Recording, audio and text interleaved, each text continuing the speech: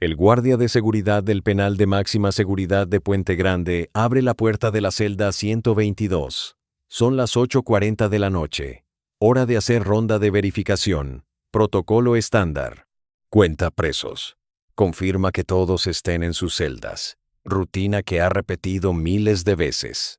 Pero esta noche, cuando abre la puerta de la celda donde se supone debe estar el preso más vigilado de México, el narcotraficante más buscado, el hombre que el gobierno juró que nunca saldría de prisión, encuentra algo que lo paraliza.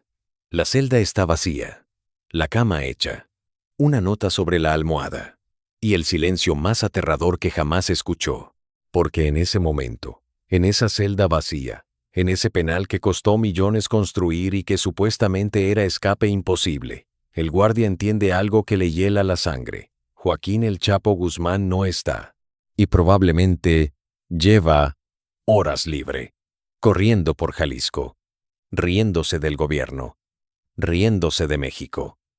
Y lo peor, lo absolutamente aterrador, es que el guardia sabe que esto no fue escape, fue entrega.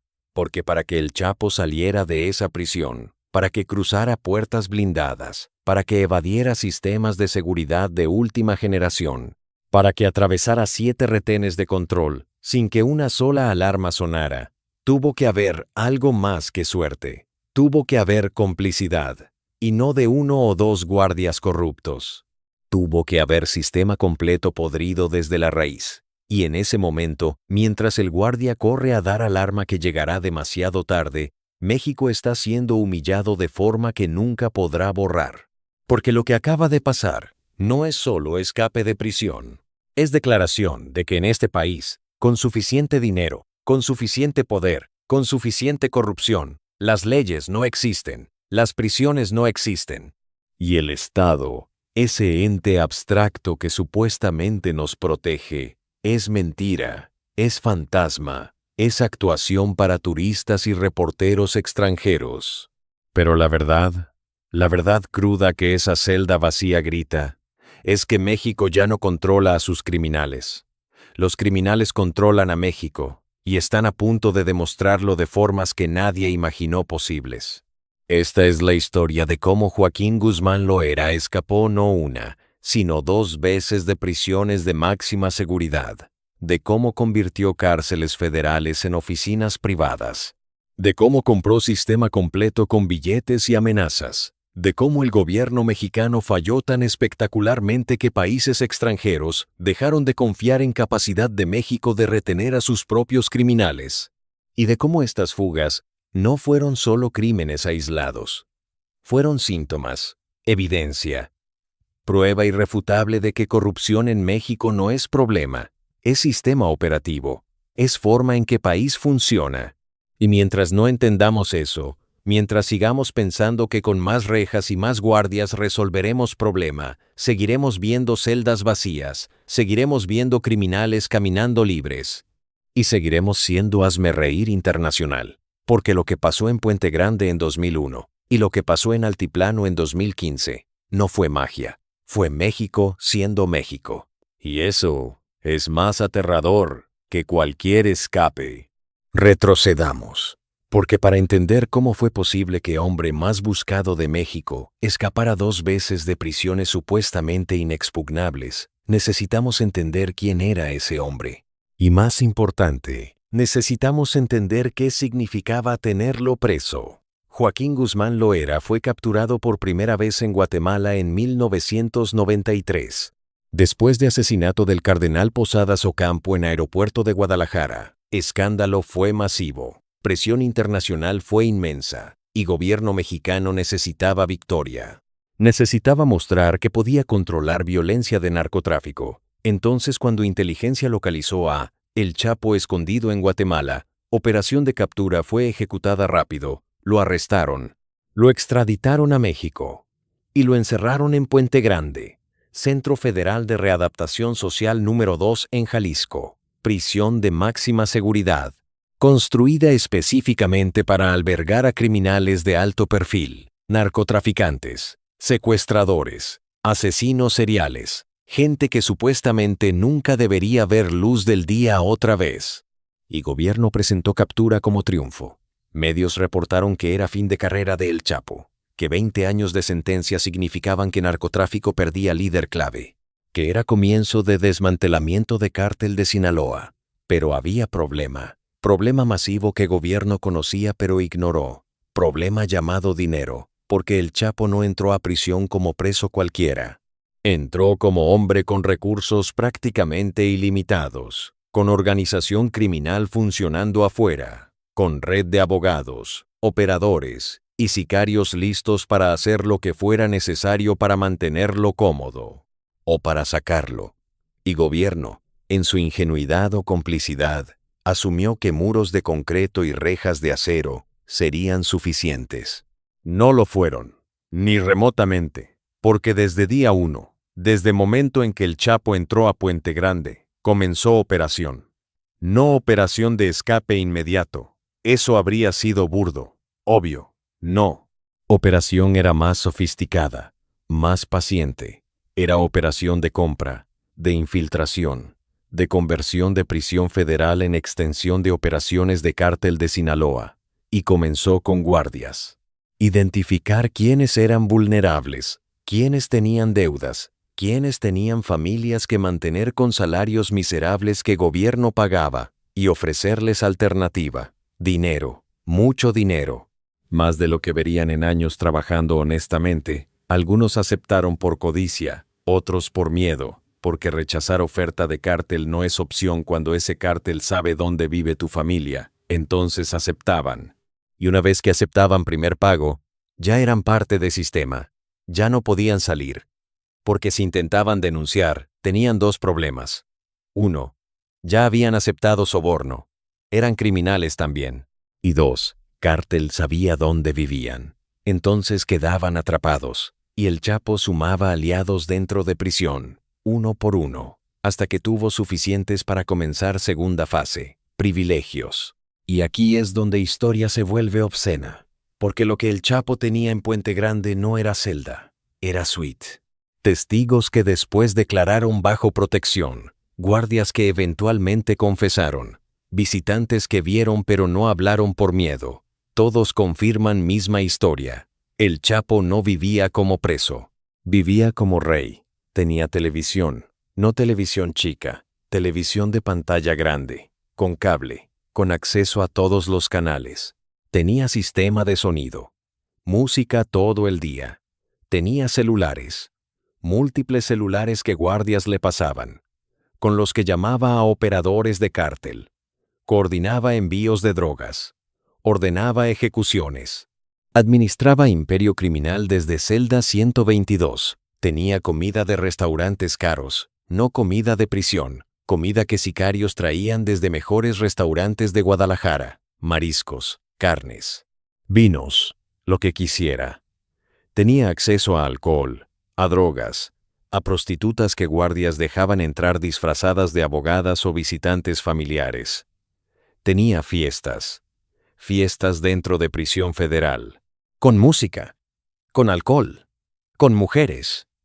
Mientras otros presos, esos que no tenían dinero, vivían en celdas de 3x3, comiendo frijoles aguados, sin visitas, sin privilegios, cumpliendo sentencias como se supone deben cumplirse, pero El Chapo no, porque El Chapo había comprado su libertad sin salir de prisión, había convertido encierro en hotel 5 estrellas, y gobierno no hacía nada. O peor, gobierno sabía y permitía que pasara. Porque no era solo guardias, era sistema completo. Director de prisión, hombre llamado Leonardo Beltrán Santana, estaba en nómina, recibiendo decenas de miles de dólares mensuales para hacer vista gorda, para asegurar que inspecciones fueran avisadas con anticipación, para falsificar reportes que decían que todo estaba en orden. Subdirectores también, personal administrativo también, doctores de prisión también.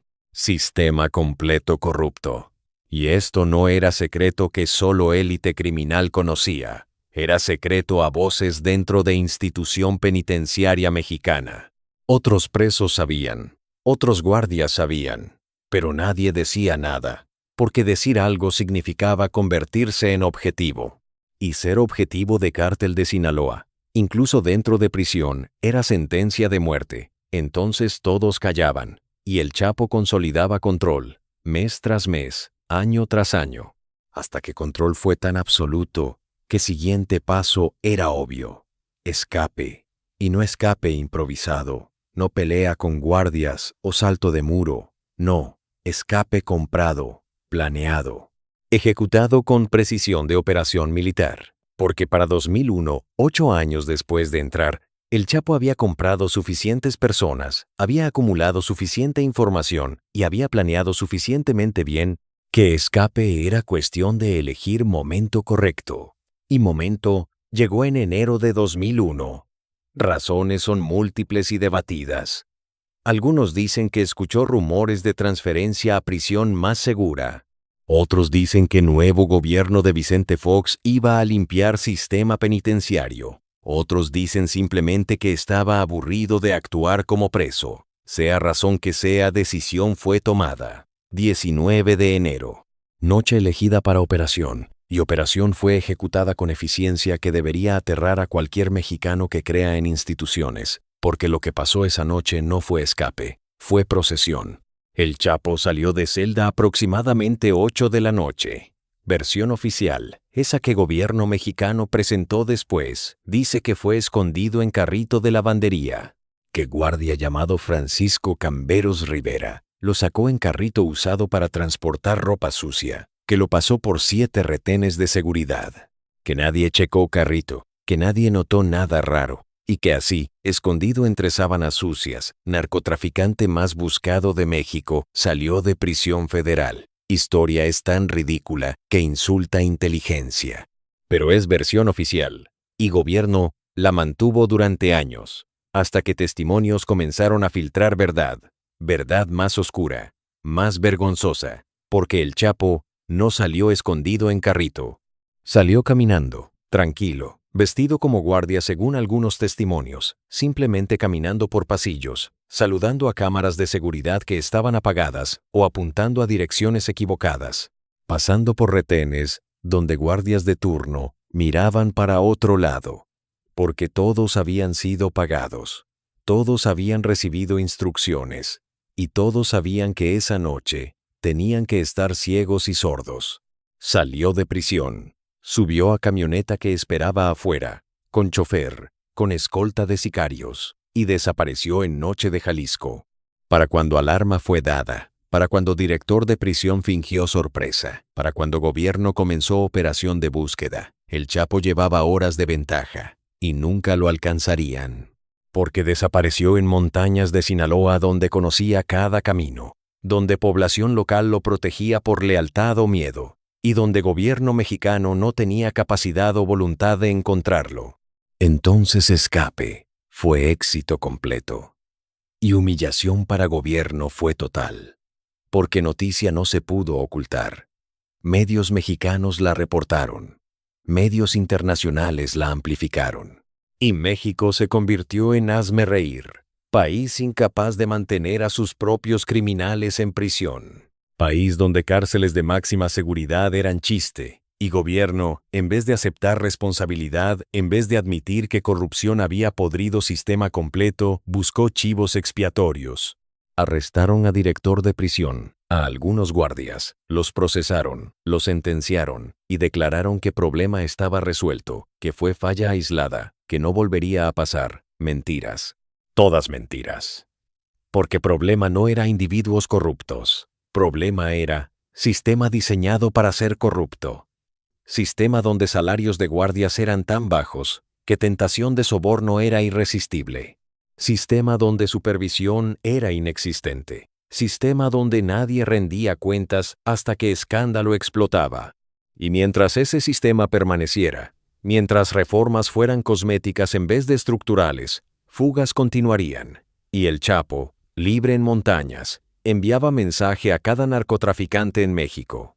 Mensaje simple pero claro: gobierno no puede detenernos, prisiones no pueden contenernos, y si tienes suficiente dinero y suficiente violencia, México es tuyo. Pero historia no termina ahí, porque escape de Puente Grande en 2001 fue solo primer acto de humillación, y lo que vendría después, 13 años después, haría que Primera Fuga pareciera amateur. Haría que gobierno mexicano cayera en ridículo no solo nacional sino internacionalmente, y consolidaría mito de El Chapo como figura prácticamente sobrenatural. Pero antes de llegar a Segunda Fuga, necesitamos entender qué pasó durante esos 13 años, porque El Chapo no estuvo escondido pasivamente, estuvo operando, expandiendo, consolidando poder. Cártel de Sinaloa bajo su liderazgo, junto con socio Ismael El Mayo Zambada, se convirtió en organización criminal más poderosa de México. Controlaban rutas de tráfico, producían toneladas de drogas, generaban miles de millones de dólares anuales y peleaban guerras brutales contra cárteles rivales. Guerra contra Arellano Félix en Tijuana, guerra contra Juárez, guerra contra Beltrán Leiva después de que esa facción se separó. Violencia escaló, masacres se volvieron comunes y México se desangró, pero el Chapo permanecía libre, evadiendo capturas, moviéndose entre montañas de Sinaloa y refugios en otros estados, protegido por red de sicarios, por sistemas de vigías y por corrupción que penetraba instituciones de seguridad. Cada operativo de captura fallaba, o era comprometido antes de ejecutarse, o llegaba a ubicación donde el Chapo había estado horas antes. Frustración de gobierno mexicano crecía. Presión de Estados Unidos se intensificaba, porque drogas de Sinaloa inundaban mercado estadounidense, y gobierno de Estados Unidos exigía acción. Entonces México intensificó esfuerzos.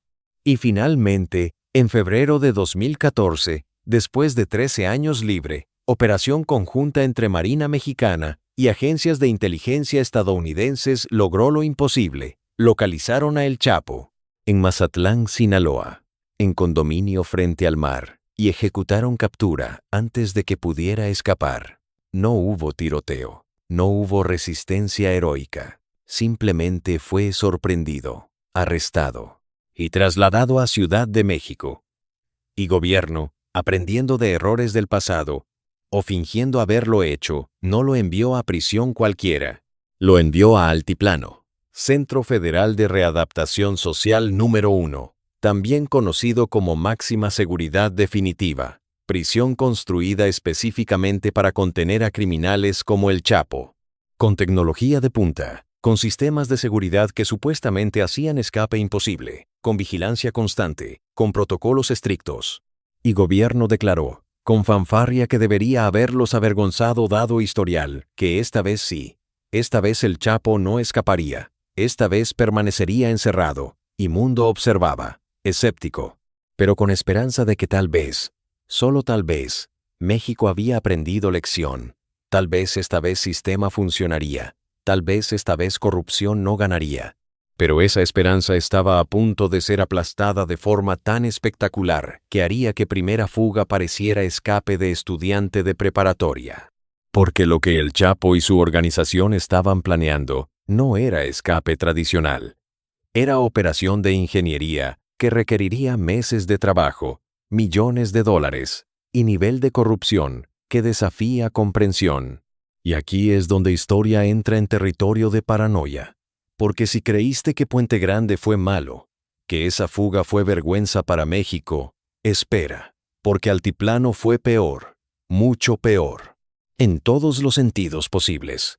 Porque Puente Grande fue escape relativamente simple, comprar guardias, caminar fuera, pero Altiplano requirió algo más, algo que en país funcional sería imposible. Pero en México de corrupción endémica, de instituciones podridas, de impunidad estructural, fue perfectamente factible. Requirió construcción de túnel de más de 1 kilómetro de longitud. Túnel que comenzó en casa de seguridad ubicada más de kilómetro fuera de prisión. Túnel que fue excavado bajo tierra, reforzado con madera, equipado con iluminación, con ventilación, con rieles y motocicleta adaptada para transportar tierra. Túnel que tomó meses construir y que terminó exactamente, precisamente, perfectamente debajo de regadera de celda de El Chapo. Y antes de que digas que fue suerte, que fue casualidad, entiende algo.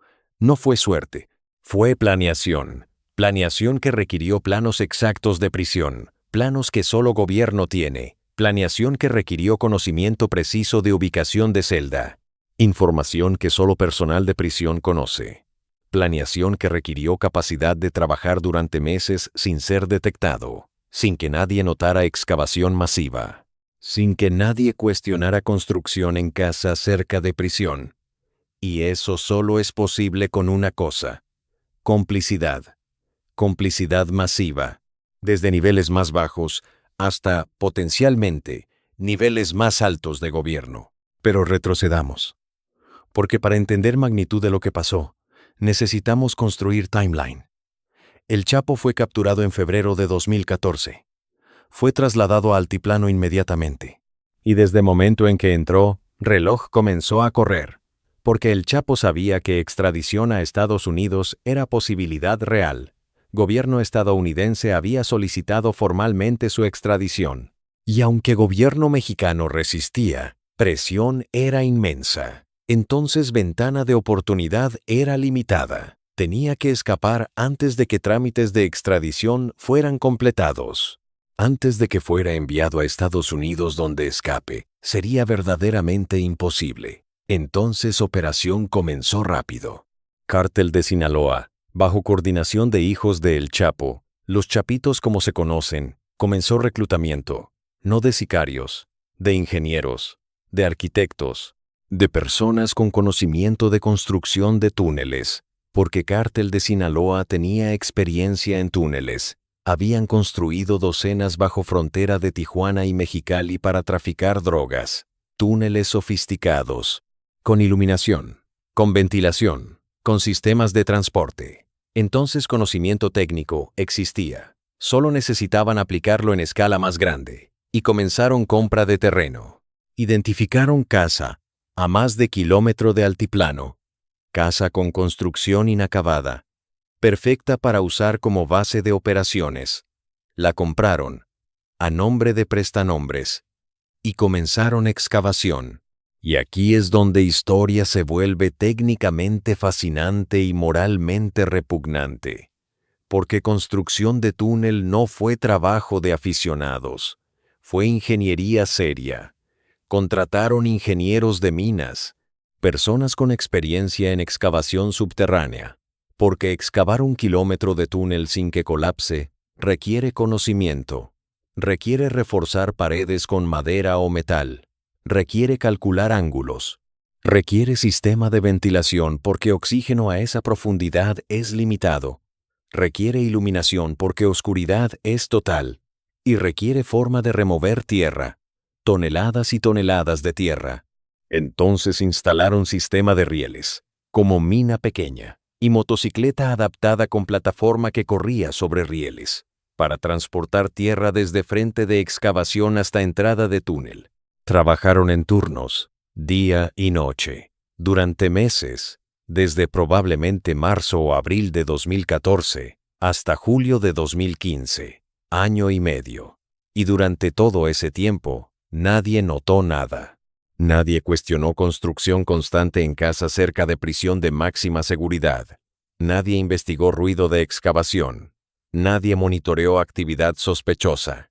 Porque si alguien lo hizo, si autoridades notaron algo, fueron pagados para ignorarlo o amenazados para callarse. Y túnel continuó creciendo, metro por metro, acercándose a objetivo, hasta que finalmente, después de kilómetro de excavación, después de millones de dólares invertidos, después de riesgo masivo, túnel llegó a punto debajo de altiplano, debajo de celda 120, celda de El Chapo, y comenzó fase final, fase más arriesgada, porque tenían que romper desde abajo hacia arriba, hacia celda, sin ser detectados.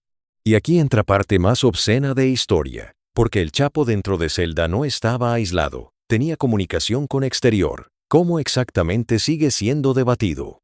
Algunos dicen que guardias le pasaban celulares, otros dicen que usaba visitantes para coordinar, pero de una forma u otra, sabía exactamente cuándo túnel estaría listo. Sabía que excavación estaba ocurriendo debajo de él, y sabía que tenía que estar listo para momento preciso. Entonces esperó, pacientemente. Mientras gobierno mexicano hacía declaraciones públicas sobre seguridad de altiplano, mientras director de prisión daba entrevistas diciendo que escape era imposible, mientras cámaras de seguridad supuestamente monitoreaban cada movimiento de El Chapo, mientras sistema de vigilancia 24/7 supuestamente garantizaba que no podría hacer nada sin ser visto, pero había problema masivo, cámaras tenían punto ciego.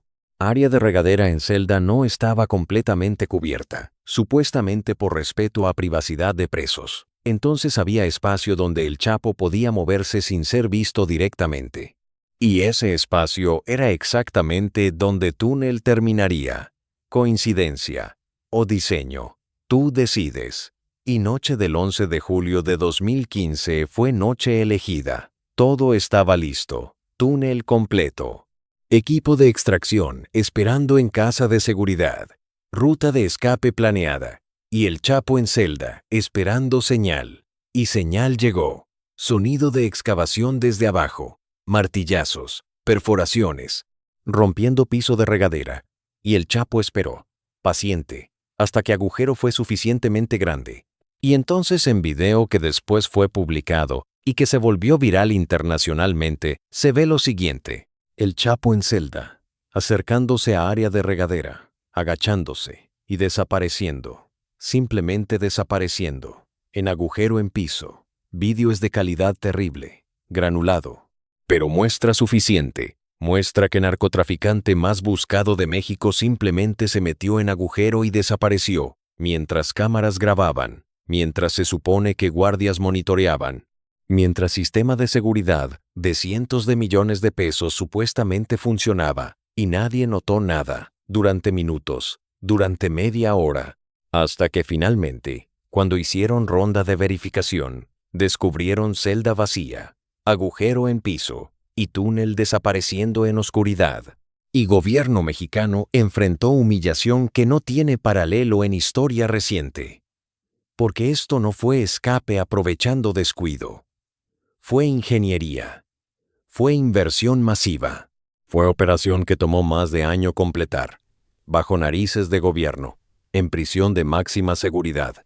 En instalación que supuestamente era inexpugnable. Y peor aún, video fue publicado. Mundo entero vio cómo México perdió al Chapo. Mundo entero se rió, se burló. Y perdió cualquier confianza restante en capacidad de México de manejar crimen organizado. Y gobierno intentó controlar daño. Lanzó operación de búsqueda masiva, miles de elementos desplegados, retenes en cada carretera, monitoreo de aeropuertos, todo el aparato de seguridad movilizado, pero era tarde. El Chapo había desaparecido, otra vez, y mensajes comenzaron a llegar a medios, mensajes burlándose de gobierno, diciendo que Chapo era más inteligente, más poderoso, más capaz que Estado mexicano completo. Y aquí es donde necesitamos hablar de mito. Porque estas fugas, especialmente segunda, consolidaron algo más allá de poder criminal. Consolidaron leyenda. El Chapo ya era famoso, ya era temido. Pero después de Altiplano, se convirtió en algo más. Se convirtió en figura casi mítica. Hombre que podía escapar de cualquier prisión, que podía burlar a cualquier gobierno, que era intocable. Y ese mito tuvo consecuencias. Consecuencias masivas para México. Porque jóvenes en comunidades marginadas vieron a El Chapo no como criminal, sino como héroe, como alguien que venció al sistema, que se rió del gobierno, que demostró que con inteligencia y audacia podías vencer al Estado. Y ese mensaje es veneno, es corrosión de instituciones, es normalización de vida criminal. Porque si Chapo puede escapar 2 veces, si puede vivir como rey en prisión, y después salir caminando, ¿por qué respetar leyes? ¿Por qué creer en justicia? ¿Por qué no seguir mismo camino? Y reclutamiento de cárteles se disparó, porque había ejemplo, había modelo, y modelo decía que crimen paga, que violencia funciona, y que México es país donde puedes hacer lo que quieras si tienes suficiente dinero y suficiente disposición a matar. Entonces estas fugas no fueron solo escapes. Fueron declaraciones ideológicas, fueron propaganda, y fueron devastadoras para cualquier intento de construir sociedad basada en leyes. Pero regresemos a investigación, porque después de fuga de Altiplano, preguntas comenzaron a surgir, preguntas incómodas, preguntas que gobierno no quería responder. Primera pregunta obvia. ¿Cómo carajos nadie notó construcción de túnel durante año y medio? Casa donde túnel comenzó, estaba a kilómetro de distancia, pero estaba en línea de vista. Debería haber sido monitoreada. Debería haber habido investigación de cualquier construcción en área cercana a prisión de máxima seguridad, pero no hubo, o si hubo fue ignorada. ¿Por qué?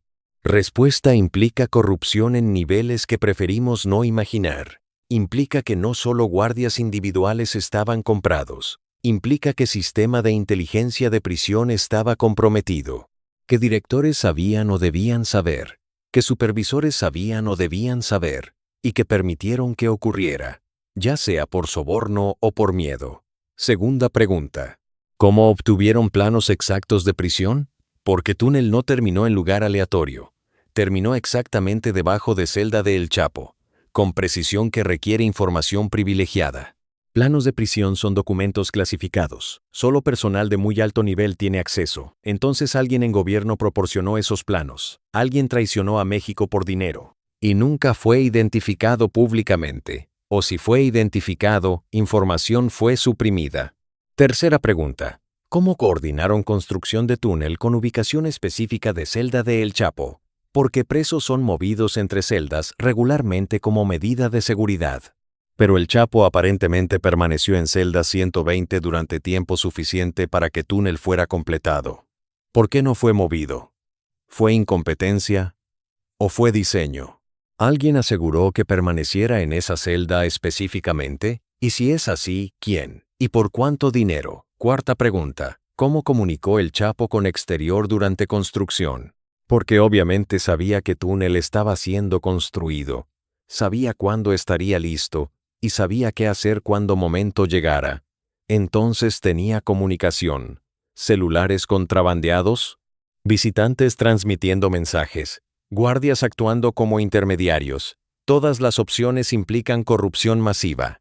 Y todas las opciones fueron aparentemente posibles en prisión de máxima seguridad más segura de México. Quinta pregunta. ¿Dónde estaban sistemas de detección?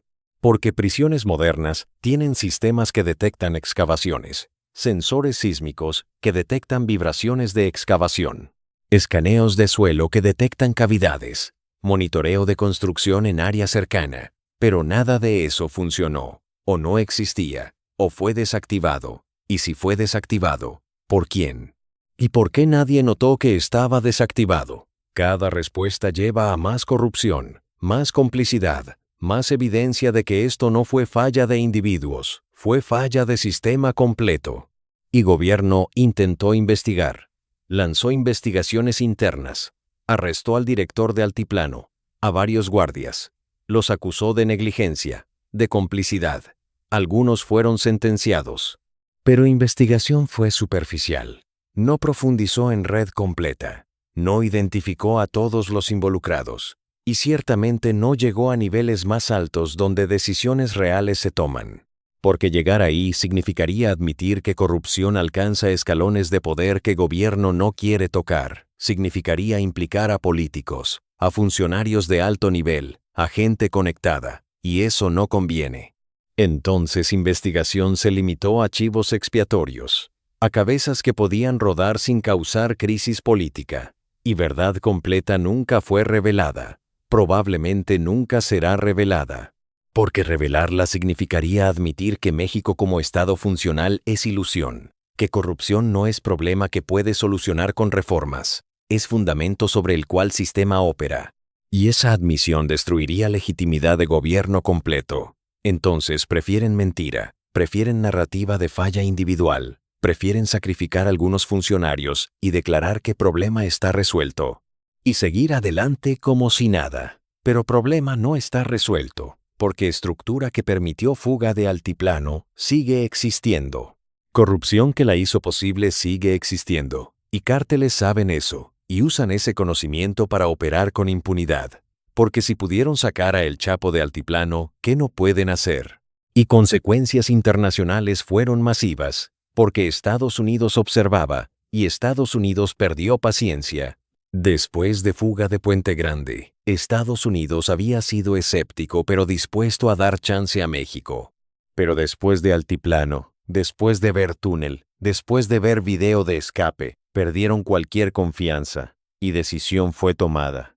Si México capturaba a El Chapo nuevamente, extradición sería inmediata. No habría más confianza en sistema penitenciario mexicano. No habría más riesgo de tercera fuga. Entonces presión sobre México fue clara. Capturen a Chapo y entréguenlo. Y gobierno mexicano, humillado, sin opciones, aceptó.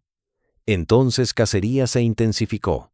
Marina, que había capturado a Chapo en 2014, fue encargada de operación, con apoyo de DEA, con inteligencia estadounidense.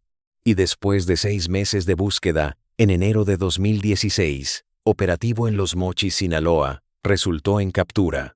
Hubo tiroteo. 5 sicarios murieron. Un marino murió. Pero el Chapo fue capturado vivo, arrestado. Y esta vez, gobierno no jugó. No lo mantuvo en México más de lo necesario. Procesos de extradición fueron acelerados.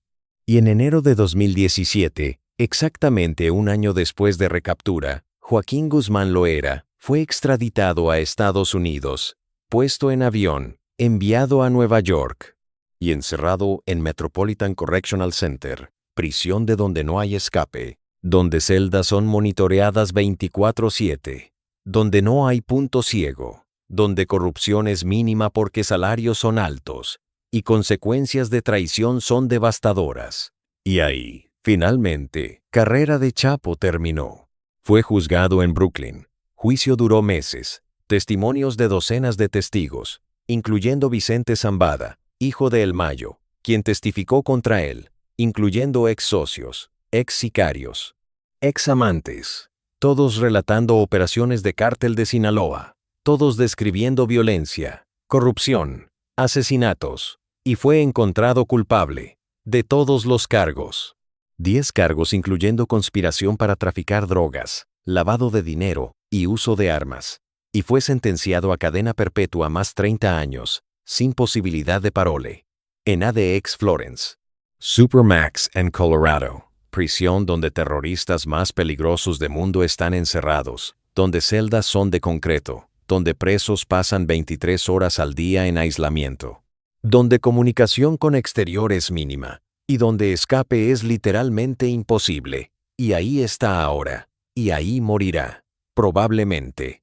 Porque aunque Chapo ha demostrado capacidad de escape increíble, ADX Florence es diferente. Es prisión diseñada por país que sí funciona, por sistema que no tolera corrupción al nivel que México tolera.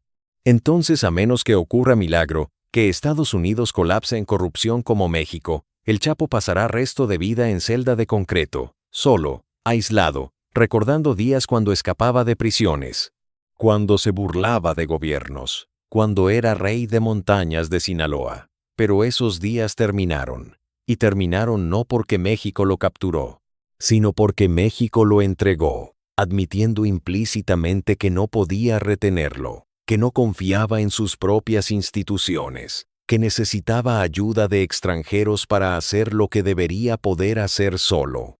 Y esa admisión es herida en orgullo nacional que no ha sanado. Porque lo que fugas de El Chapo revelaron no es que un criminal es inteligente, es que sistema completo es corrupto, que prisiones federales de máxima seguridad son teatro, que protocolos de seguridad son papel, y que con suficiente dinero cualquiera puede comprar su libertad. Y esa revelación tiene consecuencias que van más allá de narco, porque si sistema penitenciario es corrupto hasta ese nivel, ¿qué más es corrupto? ¿Policía? Obviamente. Ministerios públicos. Claramente. ¿Jueces? Sin duda.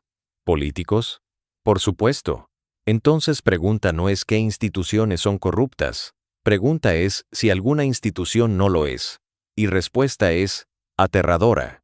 Porque cuando miras nivel de corrupción requerido para que fugas de Chapo fueran posibles, cuando entiendes cuántas personas tuvieron que ser compradas, cuántos protocolos tuvieron que ser violados, ¿Cuántas mentiras tuvieron que ser contadas? Te das cuenta de algo fundamental.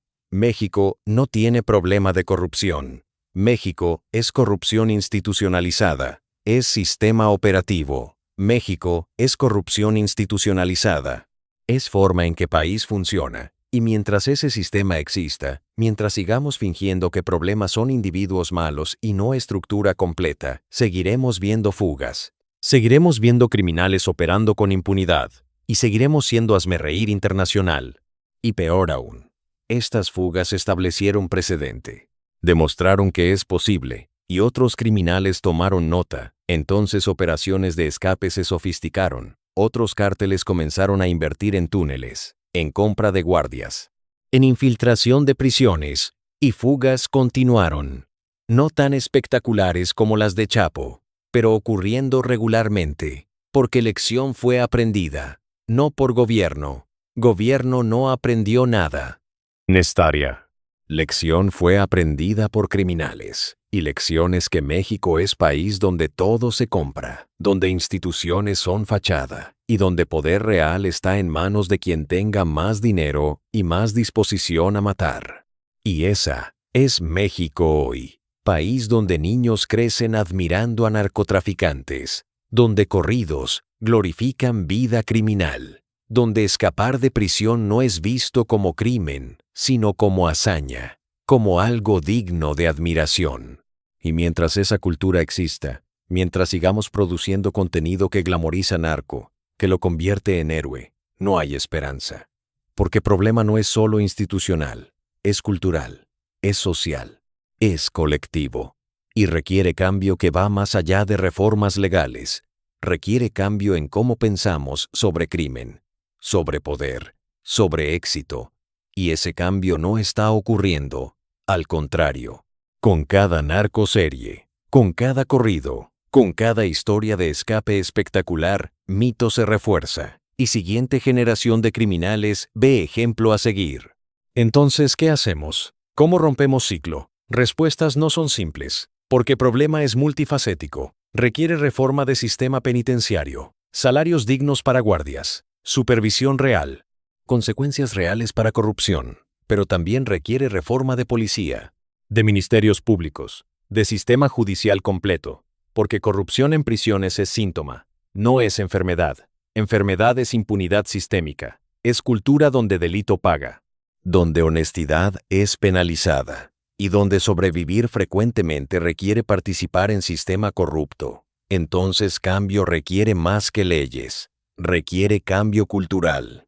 Requiere generaciones criadas con valores diferentes, con oportunidades reales, con alternativas a vida criminal, y requiere gobierno que funcione, que proporcione servicios, que proteja ciudadanos, que haga cumplir leyes. Y ese gobierno no existe actualmente, porque gobierno actual, como gobiernos anteriores, es parte de sistema corrupto, se beneficia de él, y no tiene incentivo real para cambiarlo. Entonces, estamos atrapados en ciclo de violencia y corrupción que se autorrefuerza, donde cada generación es peor que anterior, donde violencia escala y donde esperanza muere.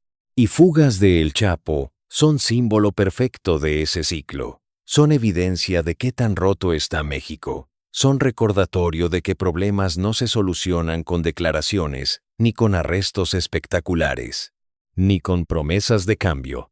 Se solucionan con trabajo duro, con reformas reales, con castigo real para corrupción, con construcción de instituciones que funcionen, y con cultura que valore legalidad sobre viveza, que valore honestidad sobre éxito a cualquier costo. Pero ese México no existe, y no se ve en horizonte. Entonces seguiremos viendo fugas, seguiremos viendo corrupción, seguiremos viendo violencia, y seguiremos preguntándonos cómo es posible, cómo pudo pasar esto, sin entender que esto no es excepción, es regla, es México siendo México. Y mientras no aceptemos esa realidad, mientras sigamos fingiendo que somos país funcional que ocasionalmente tiene problemas, nunca resolveremos nada, porque no puedes solucionar problema que no admites tener. Y México no admite que está podrido. Prefiere culpar a individuos, a circunstancias, a cualquier cosa excepto sistema mismo. Y mientras esa negación continúe, nada cambiará. Las fugas de El Chapo no fueron crímenes aislados, fueron radiografías, fueron ventanas a realidad que preferimos ignorar, fueron evidencia presentada en video de alta definición de que Emperador no tiene ropa, de que instituciones son teatro, y de que México como Estado funcional es ilusión. Y lo más aterrador no es que ocurrieron, es que todos sabíamos que podían ocurrir. Todos sabíamos que corrupción era endémica. Todos sabíamos que prisiones eran porosas. Pero fingimos sorpresa cuando Chapo escapó. Fingimos indignación. Fingimos que era problema nuevo. Porque admitir verdad significaría admitir que vivimos en país fallido, en narcoestado, en lugar donde criminales tienen más poder que gobierno. Y esa admisión duele. Entonces, preferimos mentira, preferimos consuelo de fingir que somos país normal con problemas normales. Pero no lo somos, y fugas de Chapo lo demostraron, lo gritaron, y aunque lo extraditamos, aunque ahora está en ADX Florence, aunque parece que problema está resuelto, no lo está. Porque Chapo era síntoma, no enfermedad. Y enfermedad sigue activa, sigue infectando, sigue matando. Y hasta que no admitamos eso, hasta que no comencemos tratamiento real, no hay cura. Solo hay más dolor, más violencia, más humillación y más celdas vacías donde deberían haber criminales. Pero en vez de criminales, hay solo vergüenza. Vergüenza de país que perdió control, que perdió rumbo y que tal vez, solo tal vez, nunca lo tuvo. Y esa celda, vacía en Puente Grande en 2001, y ese agujero en piso de altiplano, en 2015, no son solo curiosidades históricas, son advertencias, son profecías, son recordatorios de que México está jugando juego que no puede ganar, porque reglas son escritas por criminales, árbitros son comprados, y equipo contrario tiene recursos ilimitados. Entonces, resultado está predeterminado, y seguiremos perdiendo, hasta que cambiemos juego completo, hasta que construyamos instituciones que funcionen, que no puedan ser compradas, que castiguen corrupción con severidad que genere miedo real. Pero ese día no es hoy, y probablemente no será mañana, porque cambio real requiere dolor, requiere admitir fracaso, requiere reconstruir desde cimientos, y México no está listo para eso. Prefiere parches, prefiere soluciones superficiales, prefiere fingir que próxima reforma solucionará todo, pero no lo hará. Porque problema no es técnico, es moral, es cultural, y eso no se arregla con leyes nuevas, se arregla con generaciones criadas diferente, con valores diferentes, con México diferente. Y ese México está muy lejos, si es que alguna vez llega. Las fugas de Joaquín El Chapo Guzmán son historia de México en miniatura, historia de corrupción, de impunidad, de promesas incumplidas y de esperanzas muertas. Son historia de país que pudo ser, pero nunca fue, de potencial desperdiciado y de futuro robado por criminales que gobierno no pudo o no quiso detener. Y mientras esa historia se repita, mientras sigamos viendo mismos patrones, mismos resultados, mismas excusas, no hay esperanza. Hay solo resignación, aceptación de que así son cosas, que siempre fueron así y que siempre serán así. Y esa aceptación es muerte, muerte de sociedad, muerte de país, muerte de cualquier idea de que México puede ser diferente, mejor. Pero tal vez, solo tal vez, si suficientes personas ven estas celdas vacías, si suficientes personas entienden lo que representan, si suficientes personas se niegan a aceptar que esto es normal, entonces cambio es posible. No probable, no fácil, pero posible. Y esa posibilidad, por pequeña que sea, es lo único que queda, es lo único a lo que podemos aferrarnos. Mientras miramos esas celdas vacías y preguntamos cómo fue posible, ya sabiendo respuesta, pero negándonos a aceptarla, porque aceptar sería rendirnos, y todavía no estamos listos para eso. Todavía no. Pero hay historia dentro de historia que necesita ser contada. Porque cuando hablamos de fugas, de túneles, de corrupción, estamos hablando en abstracto. Estamos usando palabras que suenan graves pero no transmiten horror visceral de lo que realmente pasó. Entonces necesitamos bajar a detalles, a nombres, a cantidades, a confesiones que fueron extraídas bajo protección de testigos, porque esos detalles son los que realmente muestran magnitud de podredumbre. Y comencemos con Puente Grande, con testimonios de guardias que después, años después, cuando ya no tenían nada que perder, cuando ya habían cumplido sus propias sentencias, o cuando estaban bajo protección por haber cooperado con investigación, finalmente hablaron. Y lo que dijeron debería estar en libros de historia, debería ser enseñado en escuelas, como advertencia, como lección, como recordatorio de qué pasa cuando sistema se pudre desde adentro. Testimonio de guardia, identificado solo como Testigo Protegido 16 en documentos judiciales. Trabajó en Puente Grande entre 1998 y 2002. Dice lo siguiente. Primera vez que me ofrecieron dinero fue 6 meses después de entrar a trabajar. No fue Chapo directamente, fue otro preso. Preso de confianza de Chapo. Me dijo que había oportunidad de ganar dinero extra, que solo tenía que hacer vista gorda cuando ciertas cosas pasaran. No matar a nadie, no ayudar en violencia, solo no ver. Yo ganaba 5,000 pesos al mes. Me ofrecieron 10,000 extras, mensual, solo por no ver. Y yo tenía familia, tenía deudas, entonces acepté. Primer mes no pasó nada raro. Recibí dinero como prometieron, efectivo, en sobre. Dejado en casillero de vestidor.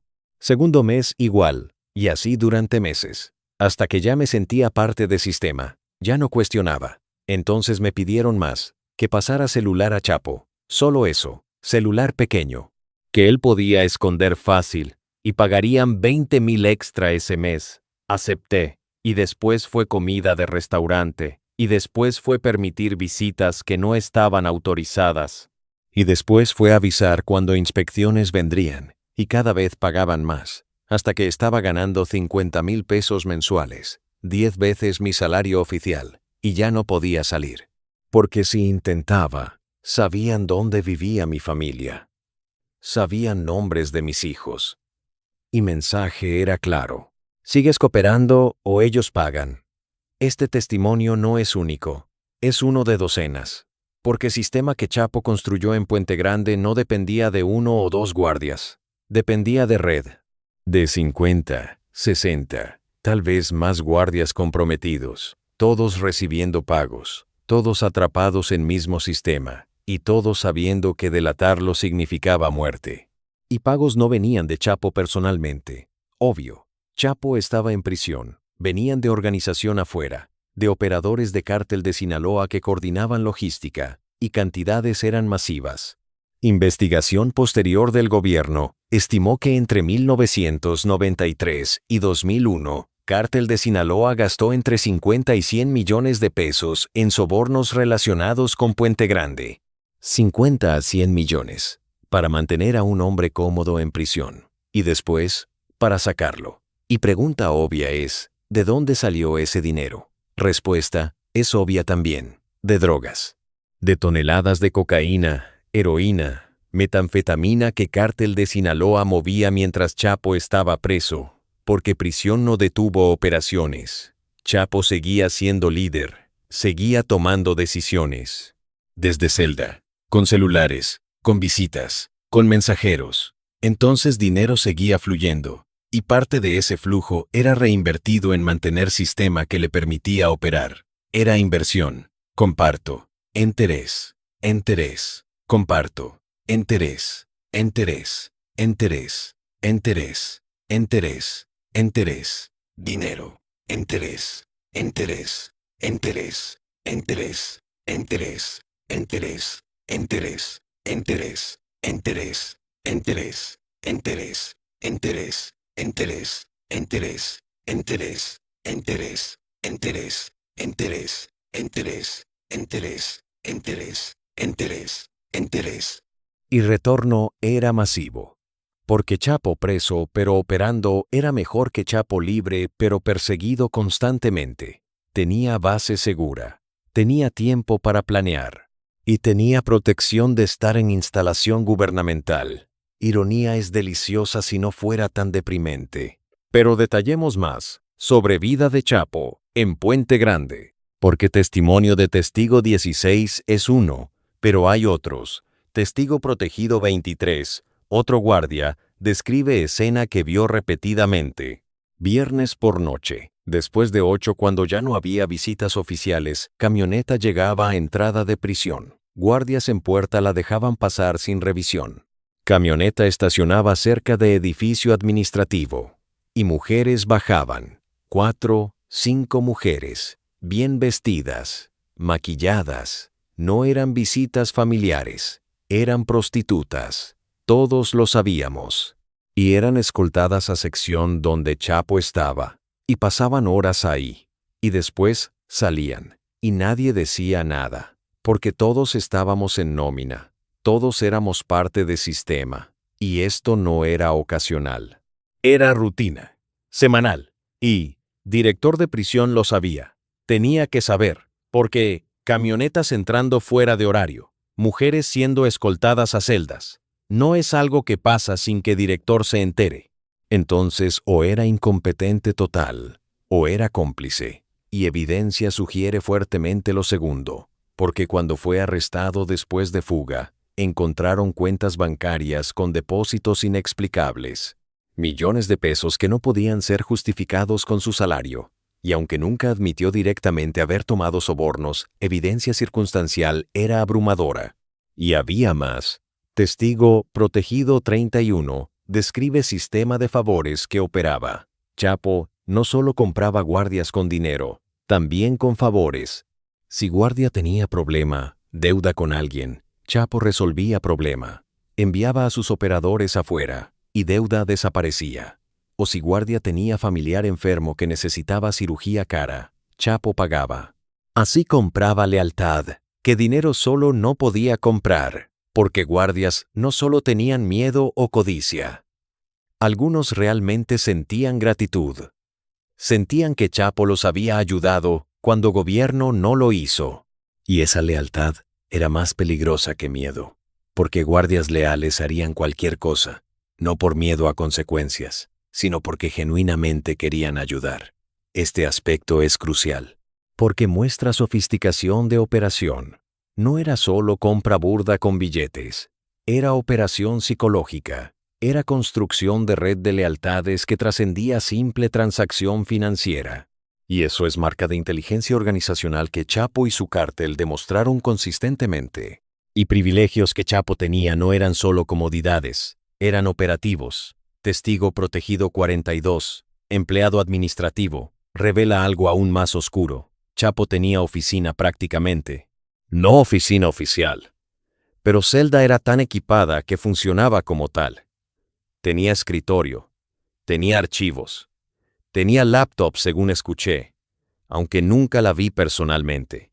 Y recibía visitas de abogados que duraban horas, pero no eran siempre abogados, eran operadores, coordinadores del cártel, y en esas reuniones tomaban decisiones sobre rutas de droga, sobre pagos, sobre ejecuciones. Prisión era sede ejecutiva de Cártel de Sinaloa, y gobierno pagaba por seguridad de esa sede. Ironía era grotesca.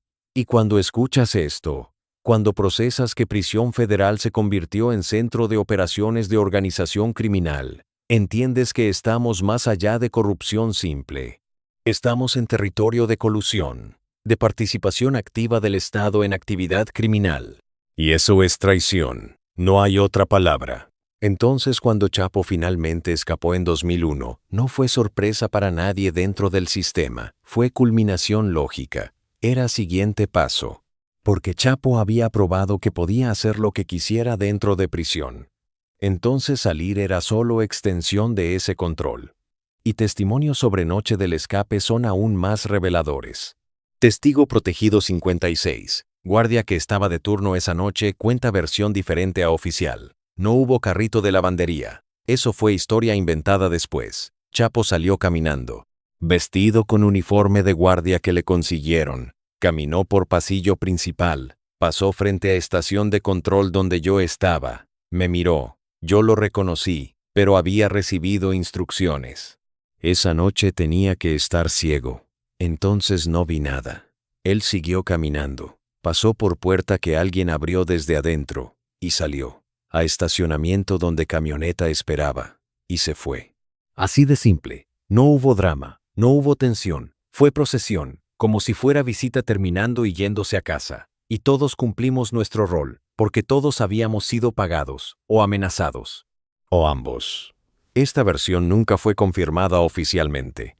Gobierno mantiene historia de carrito, pero testimonios no oficiales sugieren que verdad es más simple y más humillante. Chapo simplemente caminó fuera, con ayuda de docenas de empleados de gobierno, y nadie lo detuvo. Y reacción después fue circo. Gobierno arrestó a director, a subdirectores, a guardias selectos, pero investigación fue superficial, no tocó niveles más altos, no investigó si políticos sabían, no investigó si había órdenes de permitir comodidades excesivas, no investigó red completa de corrupción, solo cortó cabezas visibles, y declaró problema resuelto, pero problema no estaba resuelto. Porque estructura que permitió todo seguía intacta. Salarios de guardia seguían siendo miserables. Supervisión seguía siendo inexistente. Corrupción seguía siendo endémica. Entonces lecciones no fueron aprendidas. Y eso nos lleva a Altiplano. A 2014. A captura de Chapo después de 13 años libre. Y pregunta que deberíamos haber hecho es, ¿qué había cambiado? Había reformas reales. Había salarios mejores, había supervisión más estricta, había consecuencias más severas por corrupción. Respuesta a todas esas preguntas es no. Había retórica, había promesas, pero cambio estructural era mínimo. Entonces cuando Chapo entró a Altiplano, cuando gobierno declaró que esta vez sería diferente, estaban mintiendo o autoengañándose, porque mismo sistema corrupto estaba esperando, solo con nombre diferente. Y Chapo lo sabía. Por eso incluso antes de entrar a Altiplano, planes ya estaban en marcha. Porque organización no dejó nada al azar. Aprendieron de Puente Grande. Sabían que podían comprar sistema otra vez. Pero también sabían que tiempo era limitado. Extradición era amenaza real. Entonces necesitaban opción de respaldo. Y opción era túnel. Pero túnel requería información. Entonces primera fase fue infiltración. Conseguir información sobre Altiplano, planos, especificaciones, ubicación de celdas, protocolos de seguridad, y aquí es donde historia se vuelve espeluznante, porque información fue obtenida fácilmente. Hay múltiples teorías sobre cómo. Teoría 1. Empleado de construcción que trabajó en edificación de Altiplano vendió planos. Teoría 2. Empleado actual de prisión vendió información. Teoría 3. Hackearon sistemas de gobierno y robaron archivos digitales. Teoría 4. Simplemente sobornaron a alguien suficientemente alto en jerarquía que tenía acceso legal a información. Cual teoría es correcta, es irrelevante. Punto es que información fue obtenida, y rápido. Y eso muestra que seguridad de información en gobierno mexicano es chiste. Planos de prisión de máxima seguridad no deberían ser accesibles a criminales, pero lo fueron. Como todo en México, con suficiente dinero o suficiente hacking básico, información está disponible. Con planos en mano, siguiente paso fue ubicación. Necesitaban saber exactamente dónde estaría celda de Chapo, y aquí hay misterio que nunca fue resuelto satisfactoriamente. Porque Chapo fue asignado a celda 20 y permaneció en esa celda durante meses, sin ser movido. A pesar de que protocolo de seguridad dicta que presos de alto perfil deben ser movidos regularmente entre celdas para prevenir exactamente este tipo de ataque, entonces ¿por qué no fue movido? Gobierno dice que fue descuido, que empleados no siguieron protocolo. Pero considerando que Chapo era preso más importante en instalación, considerando que todo México y Estados Unidos estaban observando, considerar que fue simple descuido, requiere credulidad que raya en lo absurdo. Entonces alternativa es que alguien aseguró que permaneciera en celda 20, alguien dentro de sistema. Alguien que sabía que túnel estaba siendo construido hacia esa ubicación específica y aseguró que objetivo permaneciera en lugar correcto. ¿Quién fue esa persona? Nunca fue identificado. O si fue identificado, información fue suprimida, porque implicaría nivel de traición que gobierno no quiere admitir. Y construcción de túnel. Aquí es donde detalles técnicos son fascinantes y aterradores, porque túnel no fue trabajo amateur, fue ingeniería seria. Comenzó en casa ubicada en Santa Juanita, área aproximadamente 1,5 kilómetros de altiplano. Casa fue comprada a nombre de prestanombres en marzo de 2014, semanas después de captura de Chapo. Precio pagado fue excesivo para área. Claramente estaban dispuestos a pagar lo que fuera por ubicación correcta. Casa tenía construcción inacabada, perfecta para usar como base sin generar sospechas de actividad. Y excavación comenzó probablemente en abril o mayo. Equipo de trabajo era mix, ingenieros de minas, trabajadores de construcción, sicarios proporcionando seguridad y coordinadores supervisando, por de ser punto seguridad del comenzado. Trabajaban en turnos, 24/7, porque tiempo era crucial. Cada día aumentaba riesgo de detección, y cada día aumentaba posibilidad de que Chapo fuera movido o extraditado. Entonces presión era inmensa. Túnel fue diseñado con precisión.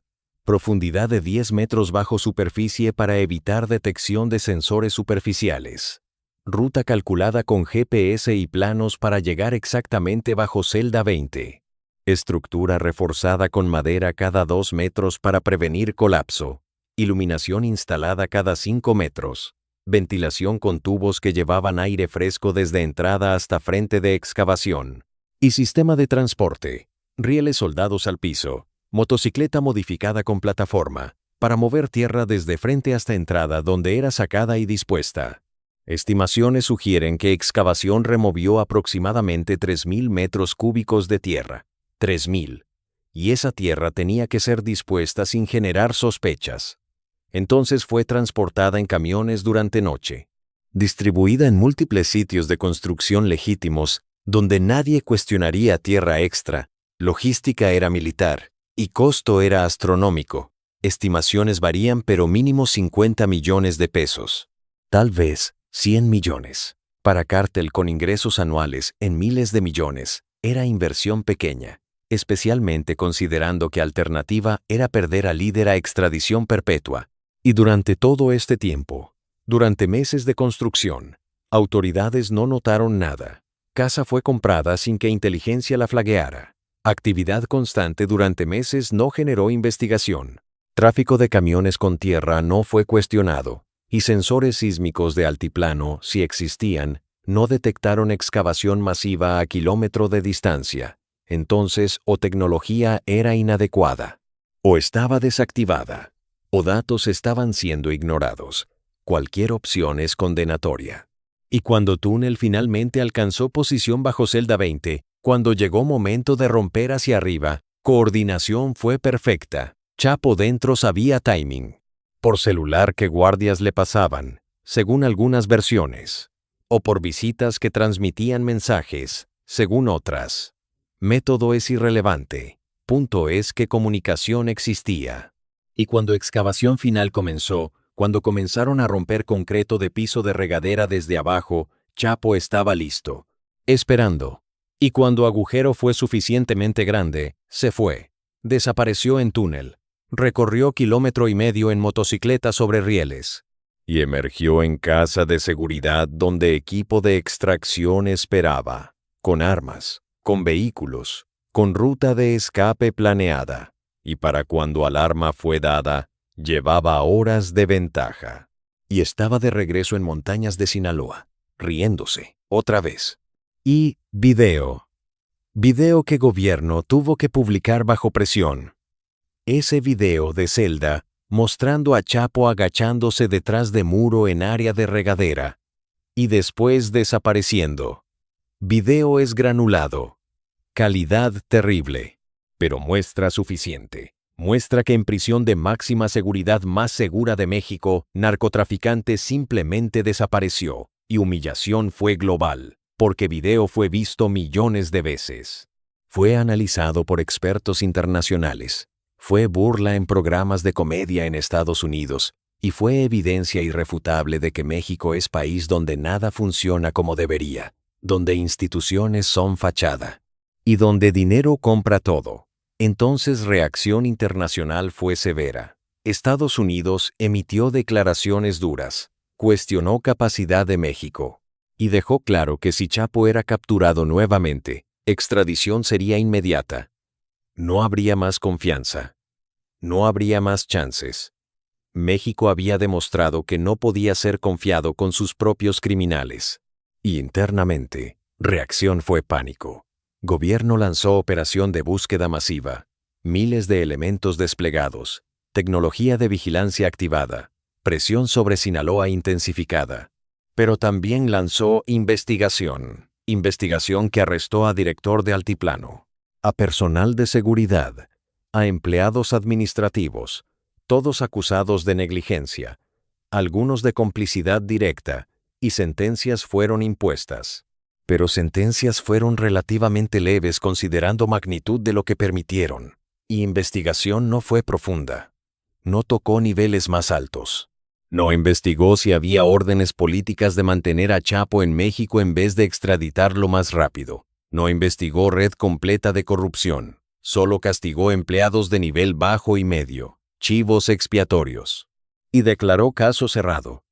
Pero caso no estaba cerrado, porque Chapo estaba libre, y seguiría libre durante 6 meses más, hasta que finalmente Marina lo capturó en Los Mochis, en operativo que involucró tiroteo, que resultó en muertes, pero que finalmente logró objetivo. Y esta vez gobierno no jugó. Extradición fue procesada inmediatamente.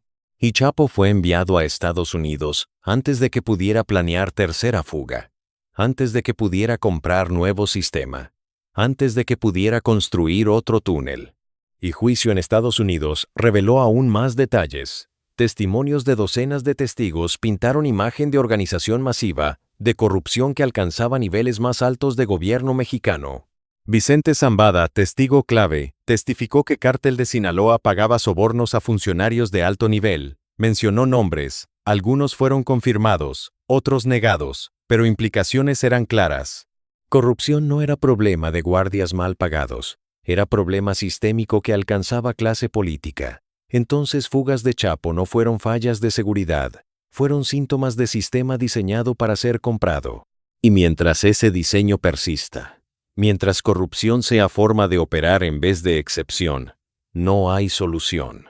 Puede haber arrestos, puede haber sentencias, puede haber declaraciones de cambio, pero realidad subyacente permanece. México es país donde dinero compra todo, donde instituciones son teatro, y donde criminales tienen más poder que gobierno. Y hasta que eso cambie fundamentalmente, seguiremos viendo mismo patrón, capturas espectaculares, seguidas de fugas humillantes, promesas de cambio seguidas de misma corrupción, y ciclo continuará. Porque cambiar sistema requiere más que leyes nuevas. Requiere voluntad política que no existe. Requiere reformas profundas que nadie quiere hacer. Y requiere aceptar verdades incómodas que preferimos ignorar. Entonces seguimos en negación, seguimos fingiendo, y seguimos perdiendo.